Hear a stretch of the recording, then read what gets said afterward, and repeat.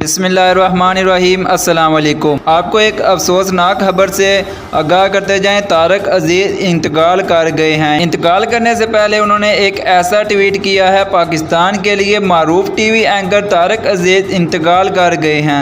तारक अजीज़ national assembly के MNA भी रह चुके हैं। तारक अजीज़ ने चंद लम्हे पहले एक ऐसा ट्वीट किया कि सबकी आंखों में आंसू आ गए हैं। उन्होंने एक ट्वीट किया जो आपको हम दिखाएंगे। मज़ीद वीडियो में डिस्कस करने से पहले समीन को आपको सब्सक्राइब कर दें और बेल आइकन को दबा दें। तारक अजीज़ ने ट्वीट करते हुए लिखा, अल्लाह पाक ने मुझे औलाद नहीं दी, ये खुदा की कुदरत है। जिसे चाहे दे, जिसे चाहे ना दे, और जिसे चाहे दे के वापस ले ले। मैं मरने के बाद अपनी सारी जायदाद पाकिस्तान के नाम करता हूँ। मज़ीद अपडेट ले समीन को आपको सब्सक्राइब कर दें और बेल आइकन को दबा दें।